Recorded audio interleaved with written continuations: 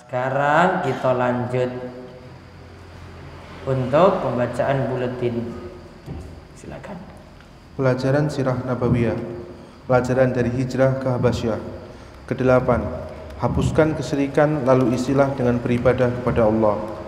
Ketika Ja'far radhiyallahu anhu ditanya oleh Raja Najasyi mengenai agama Islam, maka ia mengawali kata-katanya dengan menjelaskan beberapa larangan dalam agama. Dan larangan yang paling besar adalah syirik, menyekutukan Allah. Kemudian disusul menjelaskan perintah Islam, dan perintah yang utama adalah bertauhid, mengesahkan Allah Ta'ala. Dalam hal ini Ja'far mendahulukan tahliyah, pembersihan, sebelum tahliyah, mengisi. Karena yang harus dilakukan pertama kali sebelum melakukan yang lain adalah menjauhkan diri dari kesyirikan, lalu mentauhidkan Allah. Hal ini sejalan dengan firman Allah Ta'ala, faman kafar bit-taghuti faman yakfur bit-taghuti wa yu'min billah. Karena itu barang siapa yang ingkar kepada taghut dan beriman kepada Allah.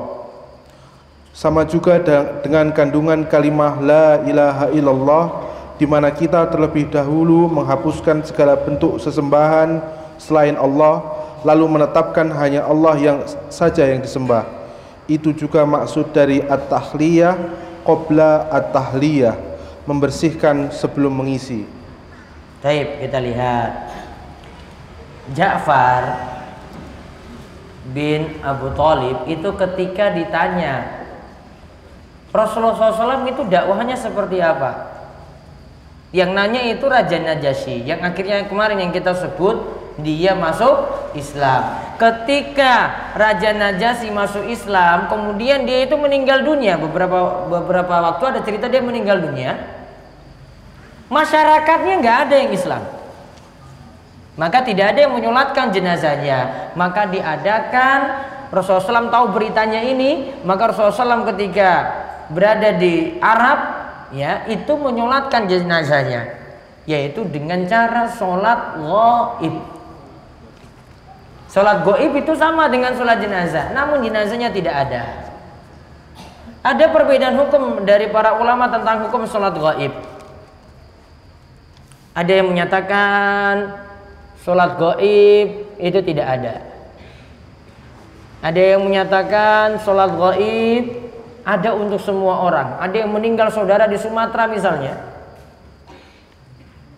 di sana sudah disolatkan, kita mau nyolatkan lagi dengan ghaib, nah itu dilakukan lagi dengan sholat ghaib.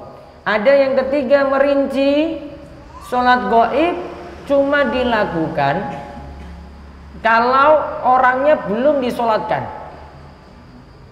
Contoh kemarin yang kasus pesawat jatuh itu, ya kan? Jenazahnya bisa jadi nggak ada, atau sudah ditemukan tapi cuma sepatunya aja misalnya, cuma bajunya aja, atau cuma tangannya saja, ya kan? Terus gimana untuk nyikapi jenazah ini? Disolatkan atau tidak? Disolatkan. Cara sholatnya sholat apa? Sholat ghaib. Caranya tetap 4 kali takbir. Setelah takbir pertama baca Al-Fatihah. Setelah takbir kedua baca sholawat. Setelah takbir ketiga baca doa. Setelah takbir keempat salam. Ulang. Berapa kali takbir? 4. Enggak ada ruku, enggak ada sujud, cuma 4 kali takbir saja. Kita takbir Allahu Akbar. Setelah takbir pertama tadi baca apa? Al-Fatihah. Tidak tambah surat pendek. Orang pokoknya nggak pakai. Di surah apa tadi? Al-Fatihah. Pakai iftitah nggak? Tidak. Langsung ta'awudz, terus bismillah, langsung sampai waladdallin. Amin. Sudah. Takbir lagi kedua, Allahu Akbar. Baca apa? Salawat. Salawatnya gimana? Pakai salawat seperti tahiyat. Allahumma sholli ala Muhammad wa ala ali Muhammad. kama sholaita ala Ibrahim wa ala ali Ibrahim innaka Hamidum Majid. Allahumma barik ala Muhammad wa ala ali Muhammad kama barakta ala Ibrahim wa ala ali Ibrahim innaka Hamidum Majid. Takbir lagi ketiga, Allahu Akbar. Baca apa? Baca apa? Ini pernah lihat orang mati belum ini? Nyolatkan? Ya. Nah, setelah itu apa? Takbir ketiga. Doanya gimana? Ayo yang panjang dibaca coba. Allahumma ighfir lahu warhamhu wa'afihi wa'fu anhu wa akrim nuzulahu wasi' madkhalahu waghsilhu bil ma'i wasalji wal barad wa naqhi minal khotoya kama naqaita thawbal abyada minad danas. Enggak sampai sini? Bisa ya. Hadisnya itu lanjut terus itu masih lanjut itu. Wa abdilu daran khairan min darihi wa ahlan khairan min ahlihi wa zawjan khairan min zawjihi wa adkhilhul jannah wa iz min adzabil qabri wa min adzabin nar. Enggak sampai sini? Kok gampang banget ya pantasan dia. Terlalu lama. Ya Allah. Tahu nggak Pak Bapak Ibu-ibu? Manfaatnya doa setelah takbir ketiga itu apa? Ini inti sholat jenazah itu di sini. Inti sholat jenazah itu di sini karena ini doa langsung untuk orang yang meninggal dunia tadi. Allahumma firlahu ya Allah, ampunilah dia. Allahumma arhamhu ya Allah, rahmatilah dia. Itu doa semuanya itu. Sampai suruh dosa-dosanya dibersihkan gitu. Gantilah rumahnya dengan rumah yang lebih baik, pasangannya dengan pasangan yang lebih baik. Itu diganti, suruh ganti. Sampai nanti ya Allah, masukkanlah dia dalam surga, jauhkanlah dari siksa kubur dan siksa api neraka. Bagus gak doanya itu? Bagus sekali. Orangnya enggak apa? Yang itu enggak sholat. Nah itu kan pilihan nanti sendiri. Ini misalnya jenengan mau nyolatkan sesama jamaah pengajian misalnya, coba. Kan butuh seperti itu. Dan bukan hanya satu doa seperti itu, tadi ada macam-macam doa. Untuk nyolatkan jenazah itu macam-macam doa loh. Kalau bisa tidak hafal satu saja. Taruhlah ini belum paham juga doa tadi, coba. Allahumma firlahu warhamhu wa'afi wa'fu anhu, itu orang hafal. Terus gimana doanya? Bingung bener. Pripun Bu? Jenengan nggak hafal nih. Tadi Pak Kartijo ini hafal ini semuanya, depan ini hafal. Terus jenengan belum hafal. Mau doanya gimana coba?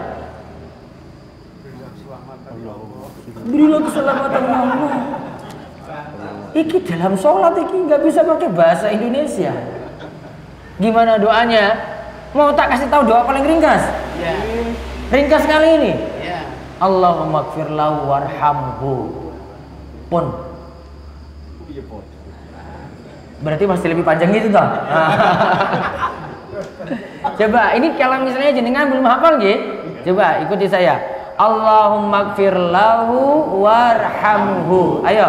Allahumma ighfir lahu warhamhu. Nah, itu sudah dapat doa di situ. Rukunnya sudah terpenuhi. Sudah. Paham ya? Coba diulang lagi. Allahumma ighfir lahu warhamhu. Lagi.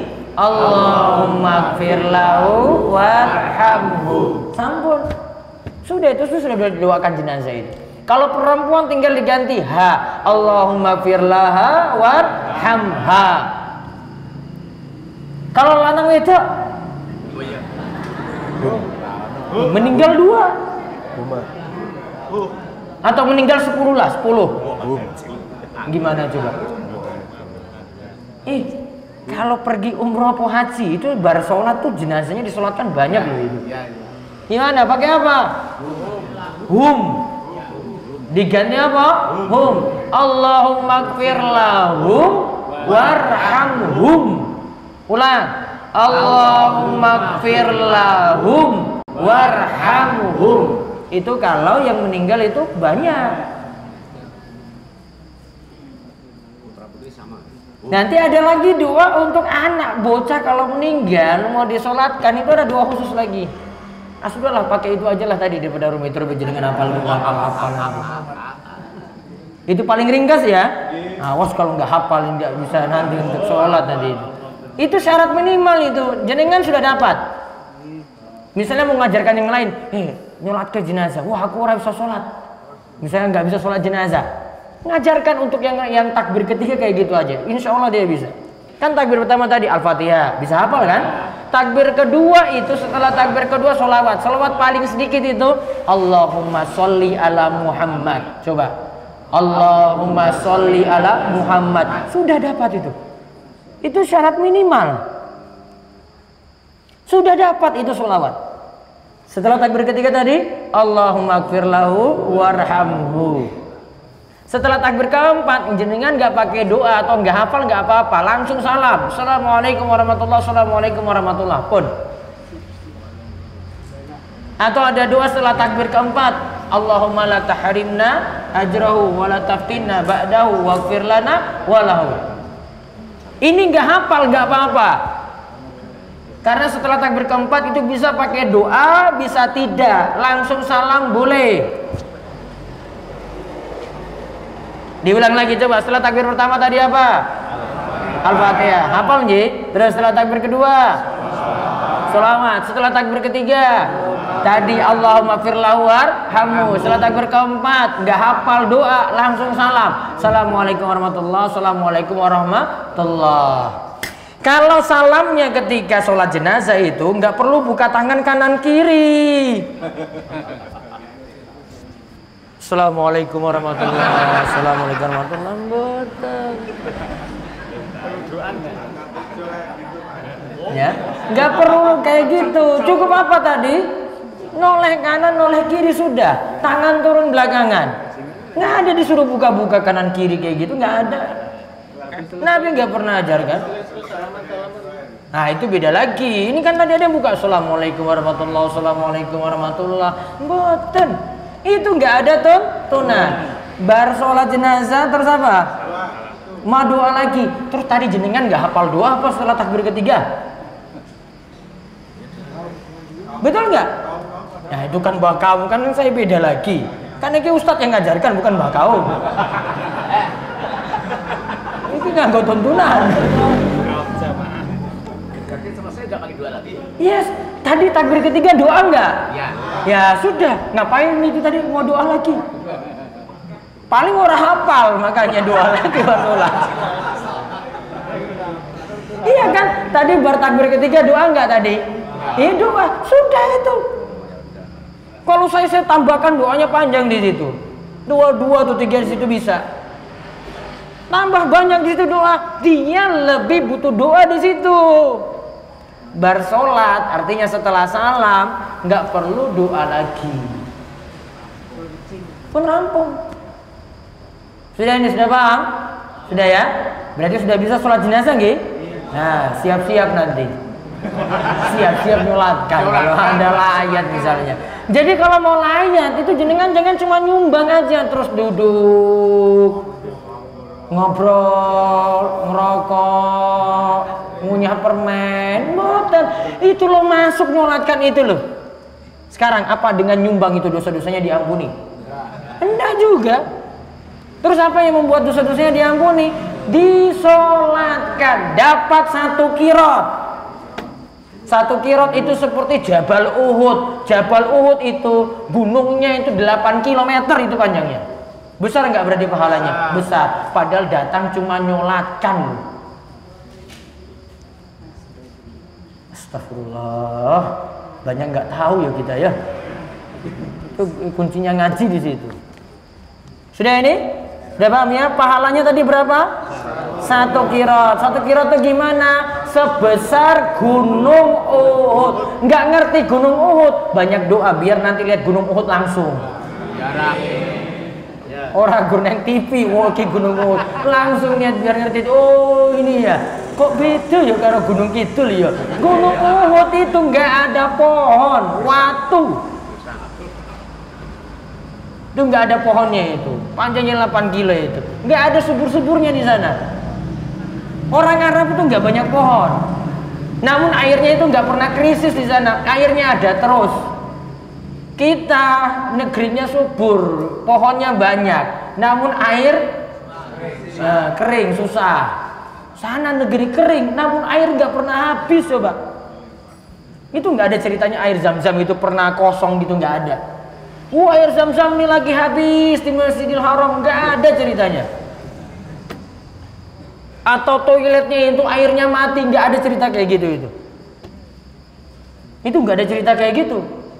Kalau di Indonesia, ada saja. Ini tangkinya belum diisi gitu. Sana nggak ada cerita kayak gitu. Coba makmur itu, masya Allah. Ya, luar biasa kan berarti. Makanya pingin lihat Gunung Uhud. Nah, makanya ke sana langsung, kumpul duit untuk ke sana. Jangan cuma lihat TV aja, ngerti neng TV. Terus lanjut lagi. Tadi ya, saya ulang dulu. Tadi kan Raja Najasyi disolatkan dengan solat apa? Gaib. Ya, disolatkan dengan solat gaib. Ketika Raja Najasyi itu tanya pada Ja'far, gimana itu dakwah Nabi SAW? Dia katakan, Nabi SAW itu larang kami berbuat syirik. Sebutkan larangan-larangan dulu. Langsung disebutkan larangan paling besar, jangan berbuat syirik. Itu ajaran Nabi kami. Ya, itu ajaran Nabi kami. Sebutkan larangan dulu. Baru setelah itu dia sebutkan, dan kami diperintahkan untuk mentauhidkan Allah. Dan ini sejalan dengan ayat faman yakfur bittaghuti wa yu'min billah faqad istamsaka bil urwatil wuthqa. Siapa yang kufur atau mengingkari tagut. Nah, tagut itu apa? Diberikan catatan di situ. Tagut itu apa? Tagut itu adalah kullu man ubida min dunillah. Kullu ma ubida min dunillah. Segala sesuatu yang disembah selain Allah.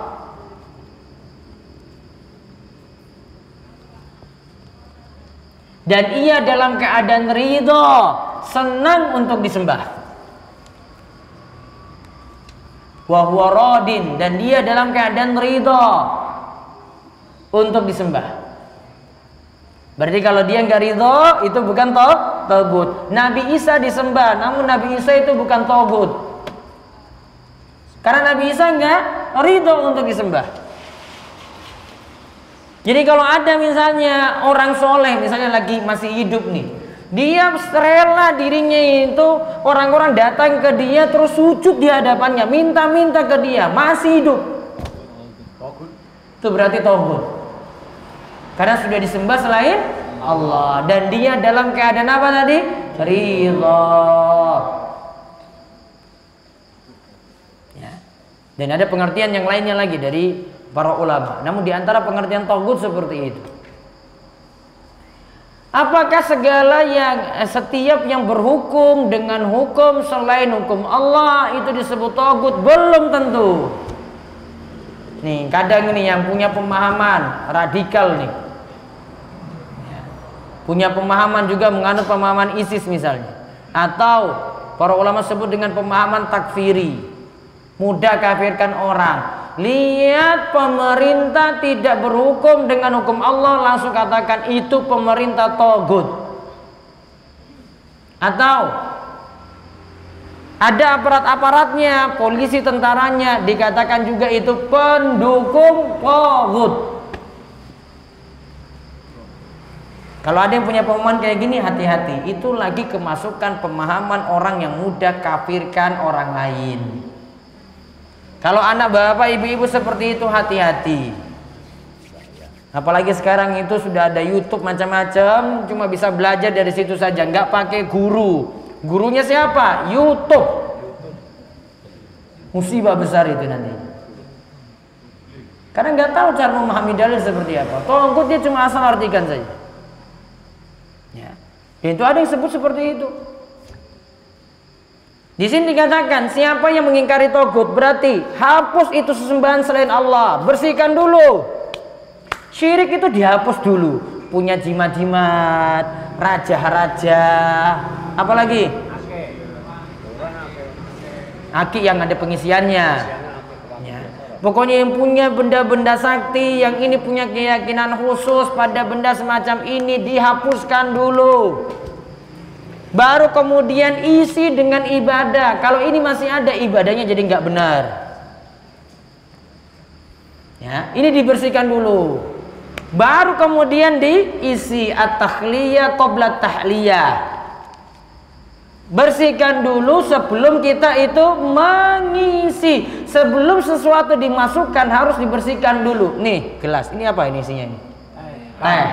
Sebelum masukkan air putih, biar nggak rasa teh, berarti kan dicuci dulu, dibersihkan dulu, baru masukkan air yang lebih bersih. Maka itu kalau pahami tauhid kayak gitu, tauhid dan syirik itu seperti itu. Dan itulah juga maksud kalimat la ilaha illallah, kalimat tauhid. Ya, itu kalimat tauhid. Kalimat tauhid itu kira-kira kita mengagungkannya bagaimana ya Bapak Ibu-ibu?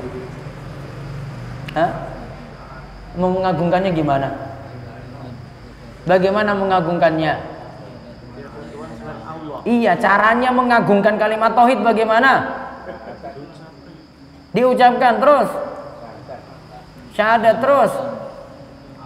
3 hal. Diucapkan, diyakini dalam hati, dilaksanakan. Diucapkan, diyakini dalam hati, dilaksanakan. Konsekuensi yang ada yaitu tidak berbuat syirik. Jadi tidak cukup dengan simbol. Yang penting itu apa? 3 ini. Diucapkan, diyakini dalam hati, terus dilaksanakan konsekuensi dari kalimat tersebut. Itu baru benar. Terus kita bahas lagi yang poin ke-9. Ke-9, urutan dakwah adalah dakwah tauhid terlebih dahulu. Urutan dakwah adalah dakwah tauhid dulu. Baca. Ketika Ja'far menerangkan tentang urutan dakwah yang dibawakan oleh Rasulullah Shallallahu Alaihi Wasallam, maka ia mendahulukan dakwah kepada tauhid. Inilah yang seharusnya menjadi skala prioritas para dai yang menyeru manusia ke jalan Allah. Hendaknya mereka mengawali dakwahnya dengan mendahulukan dan memfokuskan pada masalah ketauhidan, serta sering diulang-ulang penjelasan tentang masalah ini dalam setiap kesempatan. Nah lihat, ketika Ja'far ditanya tentang dakwah Rasul, dia sebut bahwasanya Rasulullah SAW itu mendakwahkan tauhid sebelum hal yang lainnya, sebelum perbaikan ekonomi, sebelum kekuasaan, sebelum memberantas kemiskinan. Yang diperbaiki dulu adalah masalah tauhid, akidah dulu. Iman dulu diperbaiki. Kalau iman itu sudah kuat, masuk hal-hal yang lainnya, nanti masuknya mudah. Namun kalau iman itu nggak kuat, ya iman kita itu nggak kuat, diberi suatu masalah tentang hukum halal dan haram, nanti sulit untuk menerima. Coba kita lihat nanti kisah yang diceritakan oleh Aisyah berikut ini. Manfaat dakwah tauhid lebih didahulukan dapat pula dilihat dari perkataan Aisyah radhiyallahu anha berikut ini. Sesungguhnya yang pertama kali turun darinya ialah satu surat dari Al-Mufassal, surat-surat pendek yang berisi penjelasan tentang surga dan neraka. Sehingga apabila manusia telah mantap dalam Islam, maka turunlah ayat-ayat tentang halal dan haram. Seandainya yang pertama kali turun kepada mereka adalah jangan minum khamr, minuman keras, tentu mereka akan menjawab, kami tidak akan meninggalkan khamr selama-lamanya. Seandainya yang pertama turun adalah jangan berzina, tentu mereka akan menjawab, kami tidak akan meninggalkan zina selama-lamanya. Sesungguhnya telah turun firman Allah, sebenarnya hari kiamat itulah hari yang dijanjikan kepada mereka, dan kiamat itu lebih dahsyat dan lebih pahit. Quran Surat Al-Qamar ayat 46. Di Mekah kepada Muhammad Shallallahu Alaihi Wasallam, dan pada waktu itu aku masih kecil yang senang bermain-main. Surat Al-Baqarah dan An-Nisa barulah turun setelah aku menjadi istri Nabi Shallallahu Alaihi Wasallam. Lihat, kita itu dapati surat, kan wahyu yang pertama kali turun yang kita kemarin pelajari surat apa? Iqra, ya kan? Itu masih membicarakan tentang masalah akidah. Turun surat Al-Mudatsir untuk menguatkan Nabi SAW dalam dakwah. Dakwanya akhirnya terang-terangan. Setelah itu turun lagi ayat-ayat yang lainnya. Rata-rata yang turun pertama itu surat-surat pendek yang disebut surat Al-Mufassal. Itu antara surat Qaf sampai surat An-Nas. Ya, dan itu rata-rata surat Makkiyah yang turun sebelum Nabi SAW hijrah. Ya, yang turun sebelum Nabi SAW hijrah disebut dengan surat apa? Makkiyah. Kalau setelah Nabi SAW hijrah itu namanya surat Madaniyah. Nah, lihat apa hikmahnya ketika ayat yang turun pertama kali itu surat-surat pendek yang membicarakan tentang akidah, tentang iman, biar iman kita kuat terlebih dahulu. Kalau iman sudah kuat, masuk yang lainnya, masuk lagi yang lainnya, masuk lagi yang lainnya, kita mudah nerima. Namun kalau akidah belum kuat, coba disuruh ninggalkan khamar, disuruh ninggalkan judi, disuruh ninggalkan zina, paling nanti akan dilanjutkan. Karena apa? Imannya belum kuat. Jadi masalahnya di situ. Maka itulah hikmahnya Rasulullah SAW dakwahkan tauhid dulu, biar umatnya nanti akidahnya itu kuat. Disuruh ninggalkan kesyirikan, biar ibadahnya jadi mudah. Tanpa ini ditinggalkan nggak bisa, syirik ditinggalkan nggak bisa, itu jalan. Maka harus ingatkan dulu tentang masalah tauhid dalam berdakwah. Maka ingatkan masyarakat tentang bahaya syirik itu lebih penting daripada menerangkan dia banyak beramal. Karena ini iman ini butuh diperbaiki terlebih dahulu, baru nanti masuk semuanya. Hukum halal haram baru nanti dia terima. Contoh sederhana saja, kita pernah bahas kemarin pada malam Kamis. Contoh rambut uban, ya kan? Kemarin nggak boleh disuruh apa kemarin rambut ubanan? Nggak boleh apa? Disemir warna apa nggak boleh? Hitam. Yang kedua apa lagi yang nggak boleh? Dicabut, karena nanti akan mencabut cahaya pada hari kiamat. Coba dia sudah dengar hadis ini nih, coba. Namun imannya belum kuat. Kira-kira dijalankan nggak? Oh enggak. Wah, saya masih sulit ini, masih sulit jalani. Oh, karena iman belum kuat. Padahal simpel, sederhana sekali. Namun kalau iman sudah kokoh, iman sudah kuat, mudah jalani semacam itu. Terus berikutnya lagi yang ke-10. Ke-10, yang pertama kali berhijrah itu yang lebih utama, tepat pada peristiwa perang Khaybar, sebagaimana yang akan kita bicarakan pada babnya. Kaum muhajirin yang berhijrah ke Habasyah ini pulang. Ada sebagian sahabat radhiyallahu anhu yang membanggakan diri kepada kaum muhajirin Habasyah karena ia merasa telah mendahului mereka hijrah ke Madinah. Oleh karena itu mereka pun melaporkan perihal ini kepada Rasulullah SAW. Maka beliau bersabda, dia itu orang yang membanggakan diri atas muhajirin Habasyah itu tidak lebih berhak atas diriku daripada kalian. Dia dan teman-temannya muhajirin Madinah hanya mendapatkan hijrah 1 kali saja, sementara kalian para muhajirin yang naik perahu ke Habasyah mendapatkan 2 hijrah. Baik. Kan hijrah ada 2 kali, diingat ya, hijrah itu ada 2 kali. Yang pertama itu dari Mekah ke Habasyah yang ada di Afrika, terus dari Mekah ke Madinah. Yang dari Mekah ke Habasyah itu yang pertama. Setelah itu Nabi SAW berhijrah lagi dari Mekah ke Madinah. Kita baru pelajari 1 macam hijrah. Nanti hijrah ke Madinah belum. Ya nanti jadi pergantian tahun. Kalau untuk kita tahun baru hijriah itu pas nantinya kita itu berhijrah. Nabi SAW itu berhijrah dari Mekah ke Madinah. Nah ini belum kita pelajari. Nah orang-orang yang berhijrah terlebih dahulu itu malah yang pergi ke Madinah lebih dahulu untuk hijrah. Yang sudah pergi ke Madinah malah senang, bangga. Kami lebih duluan daripada kalian berhijrah ke Madinah. Nabi SAW hibur mereka, tenang saja, kalian yang hijrah ke Habasyah itu hijrah kalian 2 kali. Ya, hijrahnya itu jadi 2 kali, ke Habasyah dan ke Madinah. Yang ke Madinah langsung, nggak ke Habasyah, berarti hijrahnya cuma 1 kali. Terus di bawahnya. Oleh karena itu kaum muhajirin Habasyah sangat bergembira sekali dengan sabda Rasulullah sallallahu alaihi wasallam. Asma binti Umais yang memberitakan kejadian ini kepada Rasulullah sallallahu alaihi wasallam mengatakan, "Aku melihat Abu Musa dan muhajirin yang naik perahu, muhajirin Habasyah itu secara bergiliran datang kepadaku, lalu menanyakan perihal ucapan Rasulullah sallallahu alaihi wasallam. Oleh karena itu, tidak ada sesuatu di dunia ini yang lebih membahagiakan dan lebih berharga bagi mereka daripada berita dari Rasulullah sallallahu alaihi wasallam." Baik, lihat. Ketika dapat berita tadi, oh ternyata orang yang hijrah ke Habasyah itu lebih utama. Maka ada seorang yang datang kepada Asma binti Umais, tanya langsung.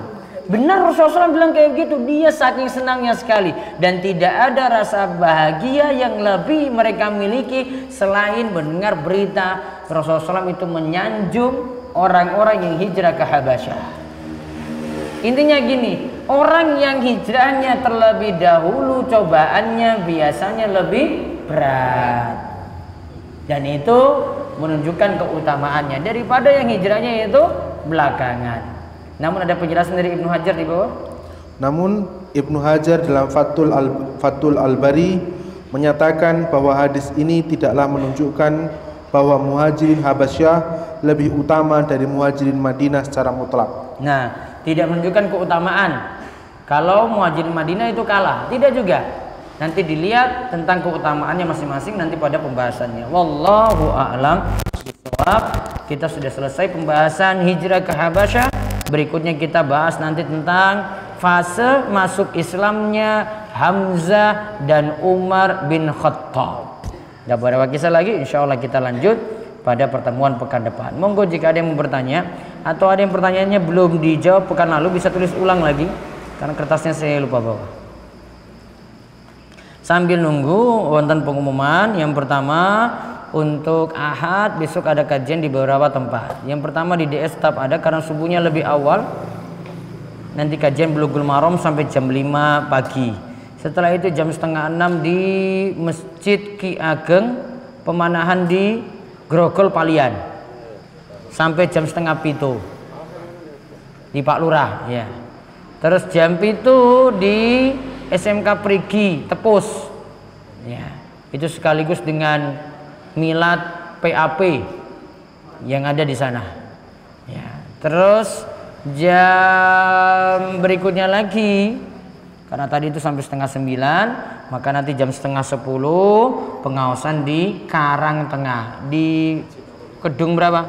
Gedung 2 ya? 2 Pak Muci.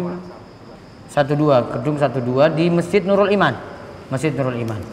Ya, nanti bisa hadir untuk kajian-kajian tadi.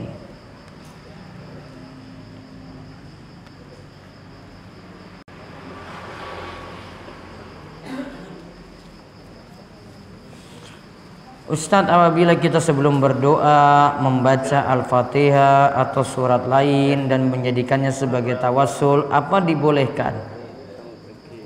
Apabila kita sebelum berdoa membaca Al-Fatihah atau surat lain, bagusnya ketika berdoa mengawali dengan memuji Allah, terus sholawat, terus masuk dalam isi doa. Tidak ada cara khusus dengan membaca surat Al-Fatihah atau surat lainnya di awal. Dulu saya punya HP dan motor digunakan untuk maksiat. Akan tapi saat ini tobat. Apakah HP dan motor tersebut tetap kena hisab kelak di hari kiamat? Yang penting tobat saat ini. Mudah-mudahan dosa-dosanya dimaafkan. Bagaimana hukumnya kita mengikuti ruqyah massal? Dikarenakan istri saya terkena sihir dari orang. Sudah diruqyah sendiri tapi belum sembuh gangguannya. Bisa ikuti seperti itu, namun lihat yang meruqyah siapa, benar ataukah tidak pemahamannya.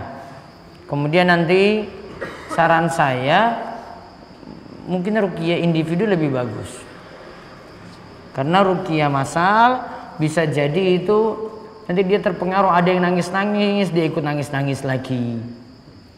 Mendingan diruqyah sendiri pada yang pakar langsung, ahli langsung. Nanti ada pembahasan hukum tersendiri tentang orang yang meminta diruqyah. Asalnya masih boleh meminta diruqyah, yang penting tawakalnya penuh pada Allah Subhanahu wa taala. Apakah ketika ziarah kubur harus menabur bunga? Bagaimana kalau tidak menabur bunga? Apakah ada tuntunannya? Walau alam, untuk ziarah kubur tidak ada tuntunan dari Nabi SAW untuk menabur bunga. Tidak ada syariat seperti itu. Apakah orang yang semasa hidupnya tidak pernah menjalankan kewajiban? Dia tidak pernah mengerjakan sholat 5 waktu dan tidak berpuasa di bulan Ramadan. Ketika orang itu meninggal dunia, apakah harus disolatkan?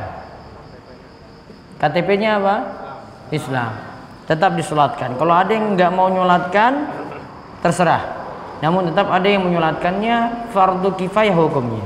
Tentang masalah dia nggak sholat, nanti hukumannya nanti di akhirat, nanti Allah yang akan putuskan. Apa hukumnya donor darah? Menurut pandangan Islam masih boleh. Bahkan dia termasuk bentuk sosial juga kepada yang lainnya. Saya ingin mendonorkan darah, tetapi saya agak khawatir jikalau darah yang saya donorkan dimanfaatkan oleh orang kafir. Kalau bisa dengan yang muslim saja, bisa tinggal dipilih. Masalah donor darah cuma satu. Apakah di situ ada jual beli darah ataukah tidak? Kalau ada jual beli darah, maka dilihat. Kalau murni dia minta untuk ganti darahnya dengan uang, berarti ini jual beli darah. Maka jual beli darah seperti ini tidak diperkenankan. Karena ada hadis yang menyebutkan tentang larangan jual beli darah. Namun kalau yang dimaksud sini adalah untuk operasionalnya, bukan karena murni untuk jual beli darah tadi. Ya.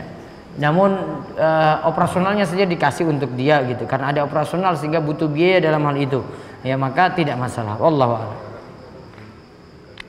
Saya mempunyai keluhan, sulit bangun untuk sholat tahajud dan merasa berat untuk menghafalkan Al-Quran. Bagaimana caranya Ustadz agar saya bisa menghilangkan rasa malas tadi? Imam Syafi'i punya hafalan yang kuat, namun dia punya satu masalah. Ketika itu pernah melihat seorang wanita akhirnya terjatuh dalam maksiat, cuma sekali itu saja. Dan ketika itu dia mengadu kepada gurunya Waki. Kemudian gurunya Waki itu tadi mengatakan bahwasanya yang namanya hafalan Al-Quran tidak mungkin bergabung dengan maksiat. Berarti kunci utama untuk bisa bangun malam, sholat tahajud diantaranya adalah menjauhi maksiat. Bagaimana hukumnya menyantuni anak yatim yang beragama Nasrani? Sebisa mungkin loyalnya itu pada muslim. Namun kalau membantu juga tidak masalah, cuma bantu sosial biasa. Yang penting tidak mendukung agamanya langsung. Bagaimana tips-tips agar berdagang secara online itu bisa lancar dan aman secara Islam? Yang penting kuncinya jujur, amanat.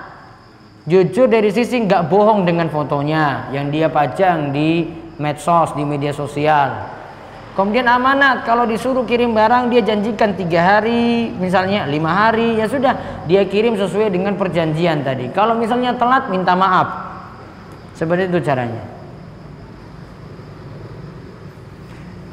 Ustadz, bagaimana kiat-kiat usaha saya agar bisa sukses UN? UN apa ini? Ujian nasional. Ya banyak belajar, terus banyak berdoa. Tambah lagi, perbaiki hubungan dengan orang tua. Kalau dengan bapak ibunya baik, insya Allah orang tua akan doakan baik juga. Kalau orang tua doakan baik, urusannya makin lancar. Karena di antara doa yang mustajab adalah doa dari orang tua untuk anaknya langsung. Bagaimana hukumnya jika tidak menjawab salam yang hanya berbentuk tulisan dalam gambar yang marak dalam WhatsApp grup? Salam kalau ada satu yang ucapkan, maka cukup sebagian yang jawab saja. Satu orang sudah jawab di grup sudah cukup. Jangan ada yang salam itu assalamualaikum langsung 1000 pesan di bawahnya. Waalaikumsalam, waalaikumsalam, waalaikumsalam, waalaikumsalam. Ya, cukup satu saja sudah cukup itu. Karena hukumnya fardu kifayah kalau dia mengucapkan salam untuk banyak orang.